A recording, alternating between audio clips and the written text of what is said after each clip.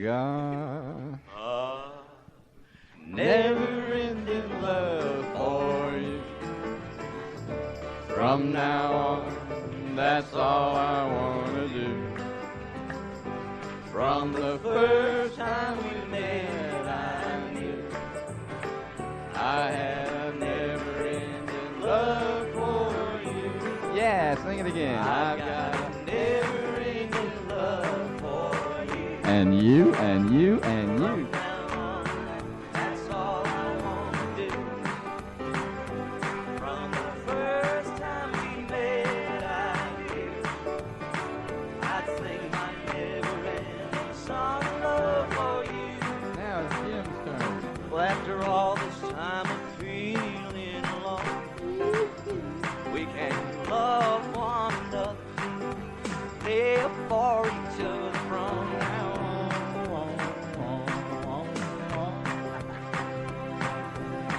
Feels so good, I can hardly stand it. Never-ending love for you. From now on, that's all I want to do. From the first time we met, I knew I'd sing my never-ending song of love for you. We have a guest. Oh, after all this time, feeling alone. Elvis. We love one another. Live for each other from now on. Oh, I'm telling you from now on, yeah. Feels so good, I can't hardly stand it. Never-ending love for you. From now on, that's all I want to do. From the first time we met, I knew I'd sing my never-ending song of love for you. I'd sing my never-ending song of love for you. It never ends. I'd sing my never-ending song of love for you.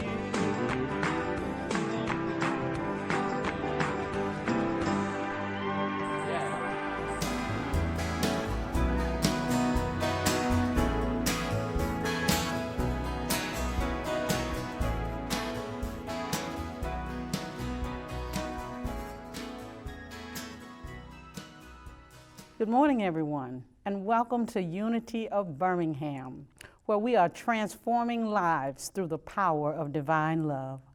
If this is your first time joining our live stream, we want to welcome you. We want to invite you to find out more about Unity by visiting our website at unitybham.org. And you can also check out our Facebook page, Friends of Unity of Birmingham. We believe that each of you are individual expressions of the power of the universe, and we align with our divine nature through the power of meditation and prayer. Let us pray.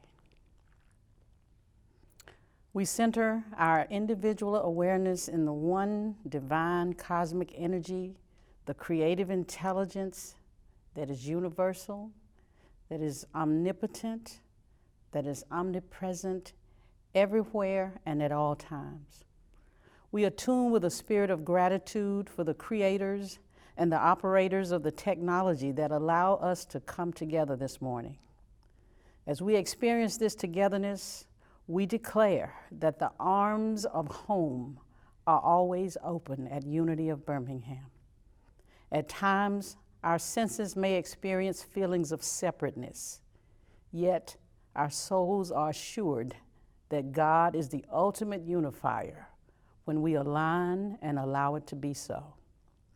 We invoke thy Holy Spirit of unity, love, and support for ourselves and for one another. We lift in prayer those who are experiencing feelings of isolation, physical pain and weakness, and for those who may have lost family and loved ones during this time.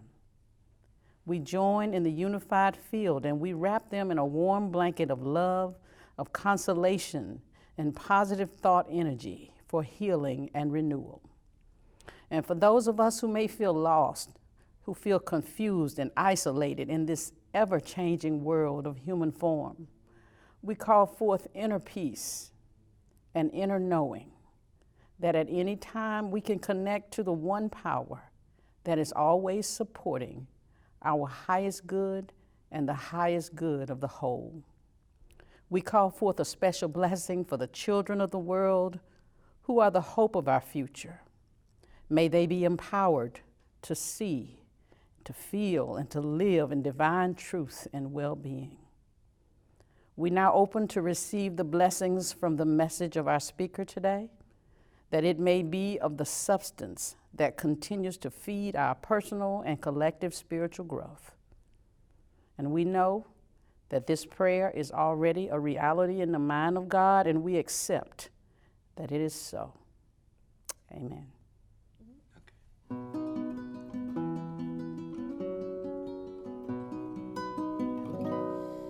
Morning has broken like the first morning.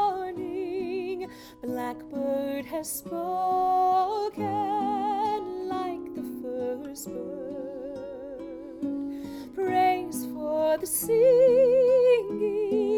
praise for the morning, praise for them springing fresh from the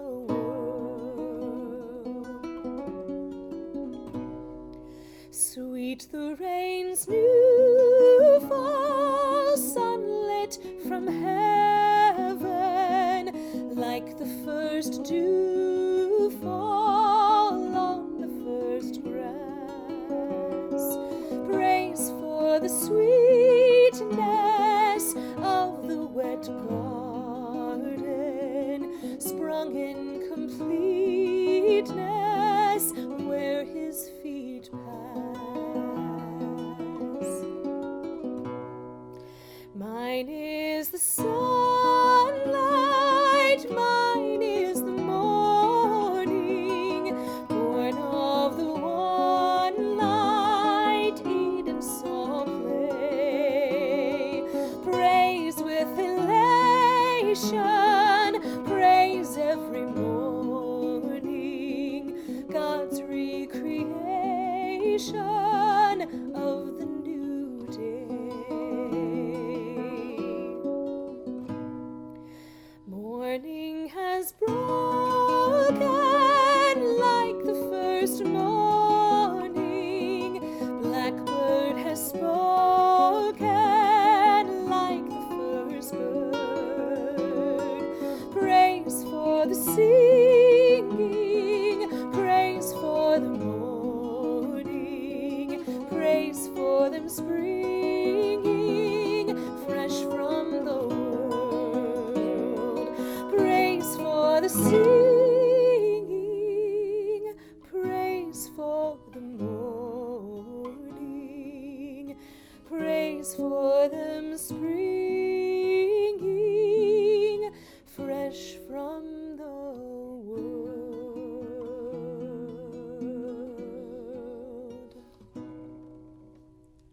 Let us now prepare for meditation. Close your eyes and take several deep breaths, making a conscious choice to relax and let go of the cares of the day.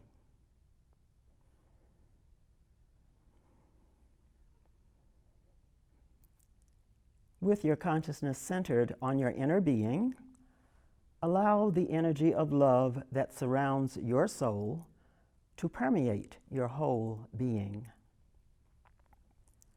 Take a moment to experience the joy and peace that surrounds you.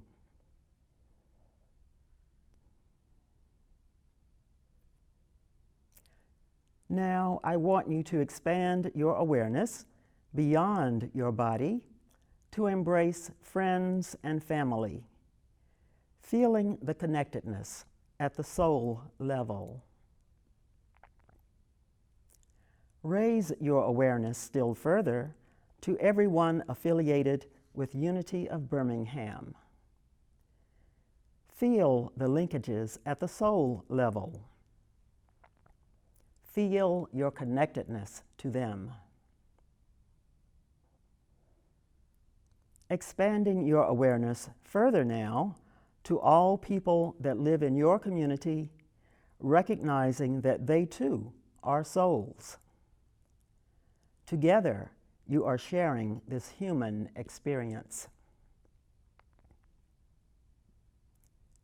Moving your awareness now even further afield to embrace all souls living in this country. Each one a point of light connected to you and everyone else.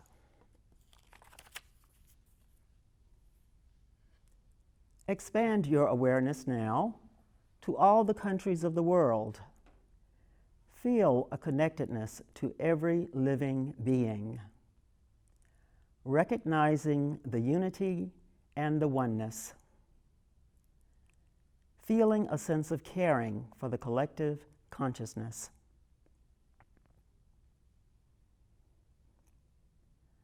Now, I want you to connect with the consciousness of the planet and with every plant and creature.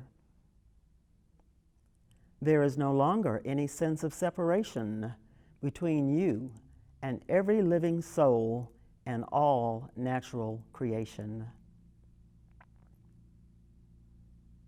Moving now beyond the planet into the solar system, and beyond the solar system into the universe, feeling at one with the stars and planets. And as you move out even further now to embrace the whole cosmos, feel yourself expanding to embrace the spirit energy that is present in the whole of creation. You are now one with all that is.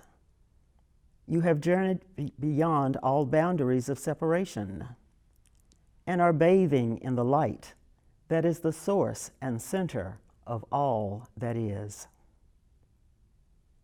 Rest now and renew yourself in this place of total unity, this place of total peace, this place of total harmony.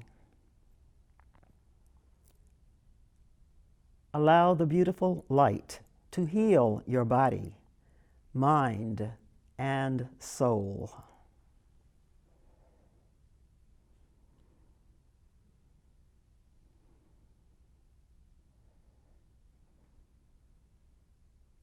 You have become a cell in the universal consciousness, a wave on the ocean of consciousness.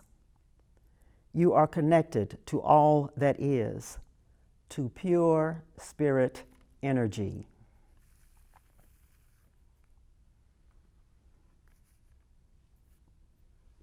In a short time, we will begin our return journey to waking consciousness. When you return, you will remember what you have learned and bring back with you a deep and permanent sense of joy, peace, and harmony. Now we will begin our return journey, returning from the oneness of the cosmos.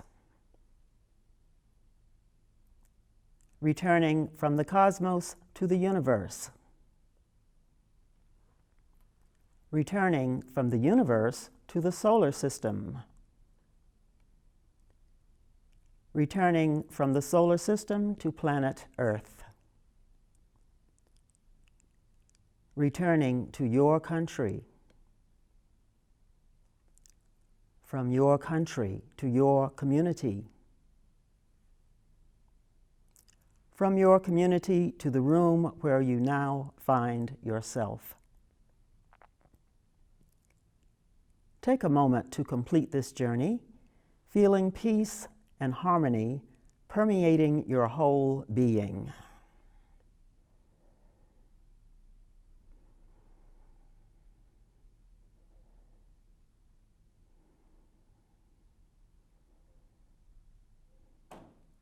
The sense of unity will remain with you as you go about your daily business. You will find a new sense of connectedness with everyone you meet. As you go about your daily affairs, you will retain these feelings. And when you are ready, open your eyes. Hello, Unity of Birmingham. It's Rev Dr. David Ault, and thank you for joining us in our January theme titled Reconciliation of the Soul. Reconciliation of the soul could actually be the banner of why we're here, to reconcile, to reawaken to a magnificence beyond comprehension, to come to the realization that we are not our bodies, that what we are is a divine instrument, a vessel of the divine, of God. And so to reconcile means that we are aware of and recognize that being in human form comes with its own brand of forgetfulness, and that what we are actually participating in is a sort of curriculum, not of learning anything, but of unlearning. So today, I wanted to talk to you about how do we keep this simple, keeping it simple, rather than being seduced by the complexities and multi-step advice and things that we hear or read in books. How do we return to a very intimate and a very encouraging, enthusiastic, gentle, loving reminder that who we are, what we are, is not only enough, but reverent and holy and sacred. And so keeping it simple, I want to tell you a little story. So when I lived in Alabama, I actually lived in Mobile for a number of years. I moved there from Los Angeles for personal reasons. Mostly it was to be in closer proximity to my hometown in Texas, where I had an elderly mom, and I needed to have quicker access to her in her final years. So I ended up in Mobile, Alabama. And while I was there, I started a center. Wasn't a part of my plan, but it happened. And all of the beginning steps and the daily routine of running a center, a small center, and watching it grow involved going to the post office. And so there was a post office near this spiritual center in Mobile that I frequented all of the time. And usually it was one teller in a multi-windowed facility, which meant that the lines were long. And I would find myself often irritated, actually often dreading going to the post office. But that was back in the day when so many things were mailed out in great volume. So here I was, sure enough, another day at the post office. And a thought came to me that I had heard in a spiritual teaching. And the thought was, your energy is where you last left it. Your energy is where you last left it. So let me just interject really quickly that as a soul, we understand that this body is just a bundle of energy, and that energy is vibrating at such a high speed that what we view as a dense skin skeletal structure, but really what we are is just vibrating energy that is going at such a rapid pace that our physical eye can't discern it. So we're energy. And when I heard this teaching, your energy is where you last left it, what I understood that to mean is that the energy that I had, the consciousness that I had when I was last at the post office, is the same consciousness that will greet me when I enter into the post office for the next time. So my disgruntlement, my irritation, my judgments about the post office and its ineffectiveness would be the energy that would greet me when I entered into it on this time that I'm talking to you now. And it suddenly dawned on me that nothing is going to change. In fact, it reminded me of something that I became aware of long ago, that everything out there is neutral. By out there, I'm just talking about the world of effect. We're the ones that give it meaning. We're the ones that bring labels to it of good or bad. Our consciousness and our perception is the thing that flavors the experience out there. But all of that is just neutral, something to ponder. So here I am at the post office, realizing that my energy is where I last left it. Nothing concrete will change about the effectiveness of the post office and my time in line, except for me and my attitude. So I began to think of ways in which I could practice appreciation and gratitude. So I started to look around the basic architectural design of a post office. It's constructed with cinder blocks that are painted. It has bulletin boards and it has graphics. So I started with the graphics on the bulletin board. I noticed them, and it dawned on me that someone had to study graphic design. Someone had to educate themselves about how to do that. Those things had to be printed. So I was flowing appreciation for the person who did the design of all of the graphics, about the postage stamps, about protocol. I did look at the building itself, and I flowed appreciation to the person who was the one who sat down at a drafting table and came up with the design of that building. I looked at the floor, those standard tiled floors, and flowed appreciation to not only the people in the manufacturing part of the tile company, but then the laborers who had to put that down. So I just began to go piece by piece to all of the elements around in this surrounding, in the physical building. And before I knew it, I was up at the window. There was a man behind the window, and he noticed the return address on the packages that I was sending out. And it was about our spiritual center in Mobile. And so he said, "What's that?" I gave him a brief synopsis, and I said, "I tell you what, the next time that I come into the building, I'll bring you something to read." And he said, "That would be great." I was very conscious about all the other people behind me, and I didn't want to spend a lot of time there. So I was trying to be efficient as possible. And lo and behold, I think in 2 days after that, I was back in that line again. And I remembered, and I brought him a little daily, sort of like a daily word book, and did the same thing. Looked at the surroundings, just looked at the fact that marveled at the idea that you could give a piece of paper, an envelope, a package, and pay for something, and that it would be transported anywhere across the world. So I let myself marinate in that sort of fascination of how does that work. I'm back at the window again. He remembers me. I give him the literature. We have a short chit chat. Well, the thing that ended up unfolding about this new version of going to the post office was that I was changing my energy. If my energy is where I last left it, then it means that I was making a conscious, deliberate attempt to not show up carrying this grudge or this judgment or this perceived inconvenience, but just practicing gratitude. And what ended up happening was the relationship with the teller began to expand, and he became so curious about the things that I was giving to him that he showed up one Sunday for church.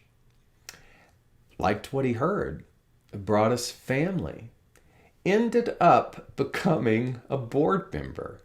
And over the following years that I was still there, became very integral in the success and in the beauty and the community the harmony, the enthusiasm of the success of that center.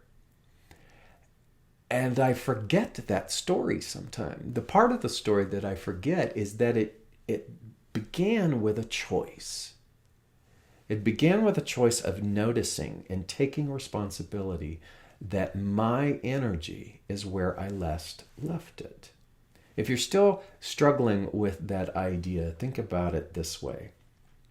How many of us pre-COVID, or even during COVID, have entered into retail establishments, and we've entered into the establishment with a thought that we're not going to get good help. We're not going to get good service. How many of you have had to call major monopolies like a cable company, phone company, and thought, I'm going to be put on hold? Those things, again, what if they're neutral? What if the experience of being put on hold is neutral, and our takeaway or experience is the thought that we bring to the table around that? If I have a preconceived idea that something's going to be hard, then by spiritual law, it will be hard. I'm just keeping it simple. The title of today's talk. We don't have to complicate, or it doesn't have to be hard to understand what reconciling with our true nature is, the soul of who we are. It doesn't have to be hard. Love actually isn't hard. The feeling of love, the experience of love is a beautiful, simple, profound thing. We're the ones that complicate it through the thought that it has to be complicated, or through the thought of holding on to an old idea. So I loved that reflection. I loved the chance to be able to create this talk for you because it reminded me of the simplicity of those chain of events that occurred in that Mobile post office. And that it began with one simple action: to be willing to look around and appreciate what was happening in that now moment. Another example that was very similar to that is when I lived in Los Angeles, and there was a time when I needed supplemental income. I lived in an area, here's the thing about Los Angeles, is that mileage-wise, it's not a lot of miles that actually stretch over the territory. It's the crowds, it's the traffic, it's the congestion. And so I lived in an area that wasn't mileage-wise too far from Santa Monica, which is where this job was. But when you take into consideration the millions of people commuting every day, it would take me an hour and 45 minutes just to get there. And I thought, is this worth it? Because I would arrive in such a state of agitation that it would take another hour just to calm down to be able to do the work. And so that meant that every morning when I got into my car to travel to Santa Monica to this job, my energy was where I last left it, which was from the day before, being agitated. So nothing was really going to change. It had to, again, be on me. And I remember at the time studying Rumi and the poems of Rumi, and the great translator Coleman Banks, who was doing a lot of Rumi translations. And so I had this beautiful book that someone had given me. So I decided that in this commute, as long as I had this job in Santa Monica, and as long as I had to make this commute, then the energy of that commute was up to me. I had no control over the amount of cars and traffic and time that it was going to take for me to get there. But what I did have rule over was my own consciousness around that particular thing, that travel time. And so I would take the Rumi book and I would put it on the front seat next to me. And on Monday, it was a Monday to Friday job. On Monday, I would begin to memorize a particularly somewhat lengthy Rumi poem. And I would sort of be like this. I'd be in my car and I'd be driving and I'd look down and line by line I would practice trying to memorize. And by the time Friday came, I would pretty much have that entire poem down for memorization. It was a really great way of immersion into the poetry, the beauty of Rumi. But the other benefit from that was not just memorizing poems by Rumi. It was realizing that that time just seemed to fly by. And that all of a sudden, whatever was an hour and 45-minute commute felt like a moment in time. I don't want to get into this today, but there is this thing called Einstein time, where it talks about the fact that time is bendable, the time that we understand, linear time. And I did begin to notice that if I left my home at 7:30,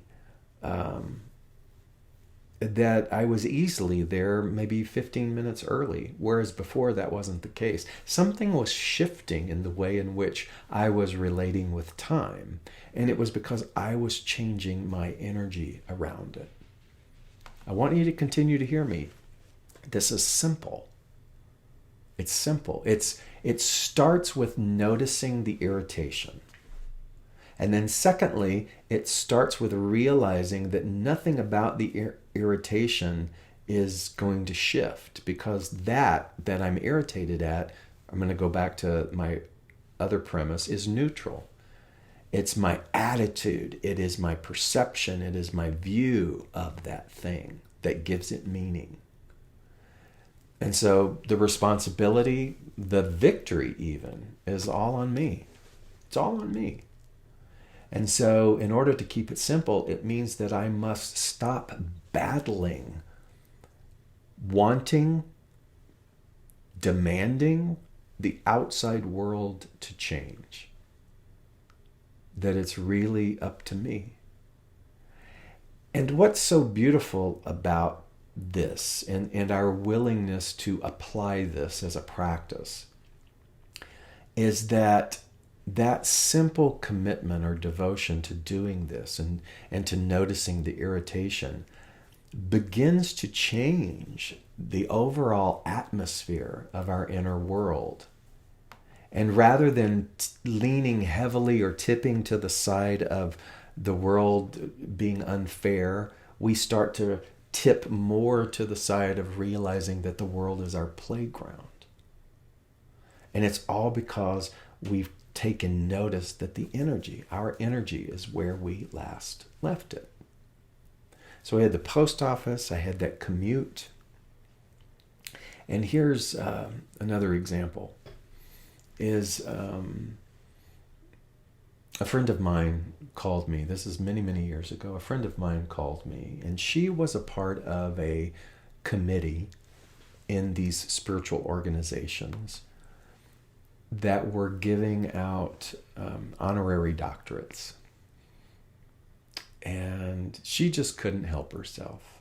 She had to call me and tell me that my name had been bandied about in these organizations, and that she had advocated for me, and she felt that I deserved this particular recognition, but not to say anything because the official choices of the candidates had not been chosen.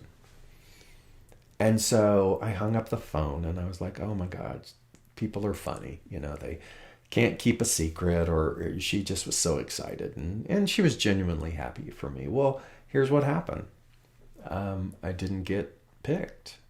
I got eliminated from that year's selection of people to honor.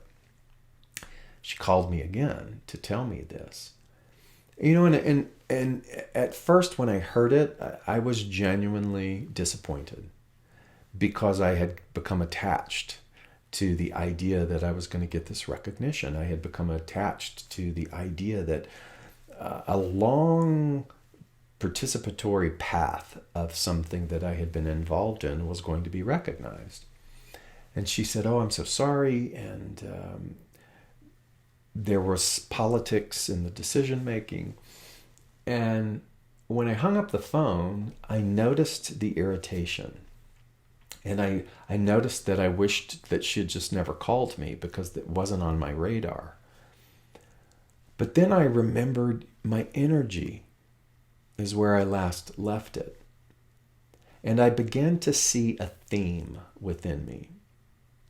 If you were kind enough to come and participate in my workshop when I was there live with you at the beginning of 2020, before the pandemic started, you may have heard me talk about the fact that we carry with us a warehouse of themes.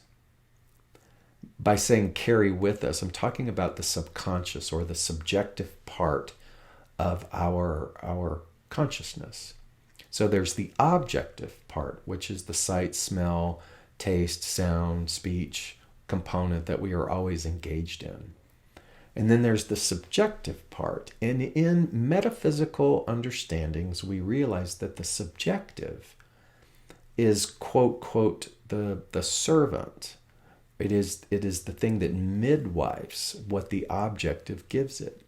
In other words, if in my sight, sound, my five senses, and in my choice, my ability to choose, my free will, I say something like this: I just can't catch a break.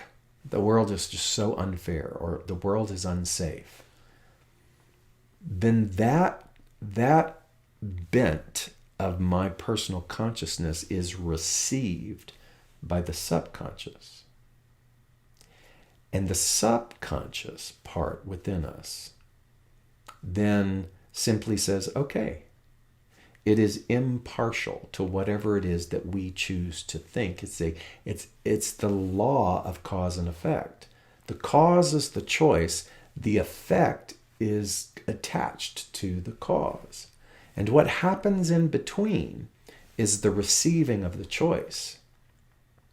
What happens is it receives the feeling of I'm unworthy, or I deserve, or changing, like I'm talking about in those examples. Changing my energy is establishing a fresh cause, which gives me what? A new effect. Establishing a fresh cause in the line at that post office gave me a new effect by opening up and creating a relationship with this person who ended up being an integral part of that spiritual community.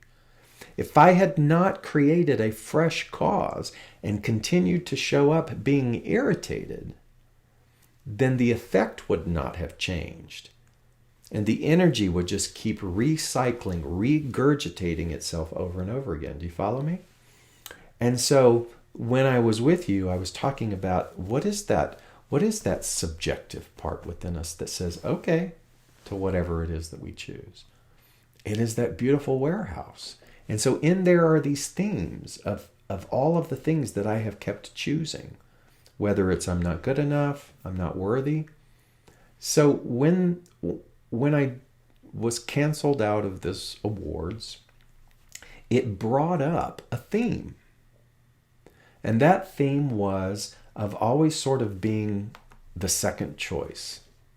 That I would just get to this opportunity and then it would be given to somebody else. That was a theme that I had recycled often in my life, particularly in my acting career in Los Angeles, that I would get really, really far in the audition process.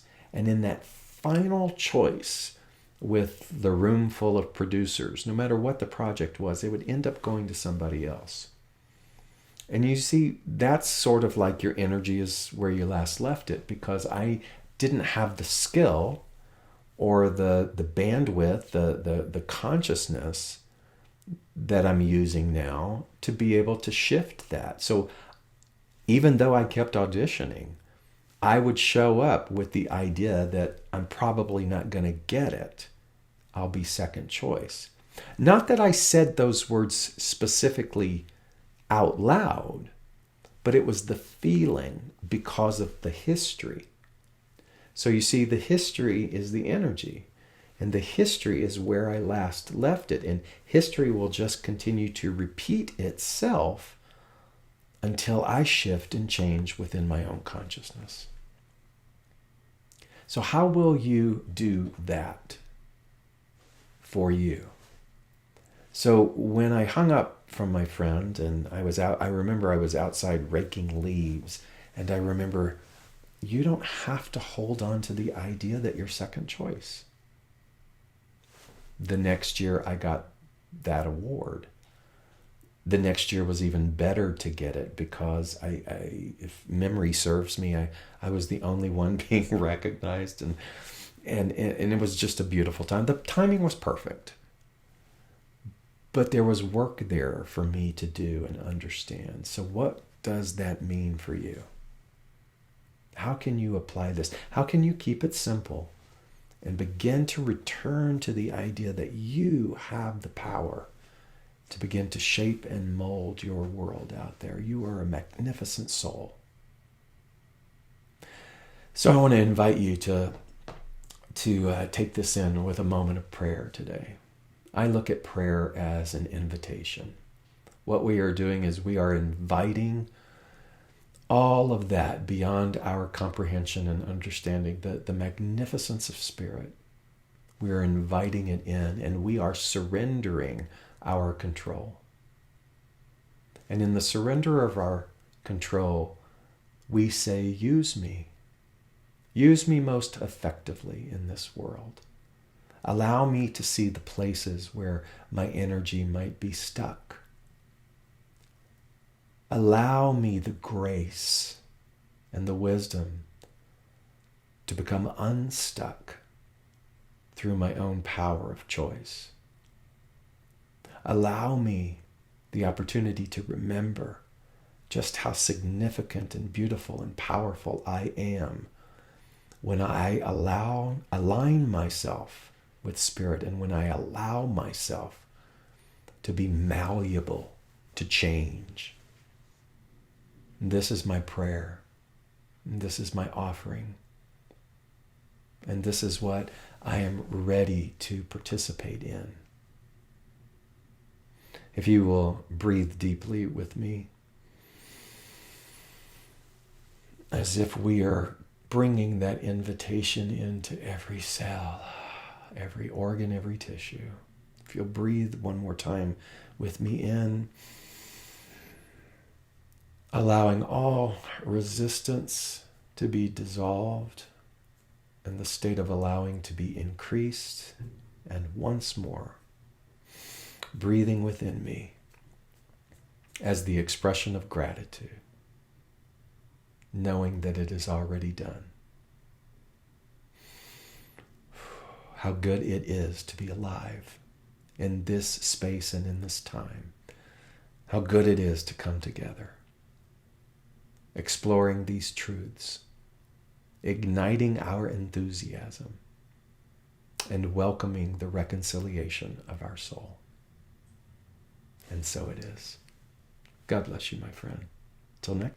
Did you know that Unity of Birmingham has been host to some of the great New Thought luminaries, people like Catherine Ponder, James Redfield, Dr. Barbara King, Wayne Dyer, Marianne Williamson, and others who came through the doors just like you and just like me, seeking community and ascendant truth. All of that is still here. Keep praying. Thank you so much for attending today's service. It was a pleasure being present with you. There are many ways that you can tithe. We have the button that you can click on Facebook. We also have unitybham.org, where you can donate if you feel comfortable through our website. And also feel free to drop by and visit us anytime. And now our prayer of protection. The light of God surrounds us. The love of God enfolds us. The power of God protects us. The presence of God watches over us. Wherever we are, God is, and all is well. See you next week. Love you. Bye. Let there be peace on earth, and let it begin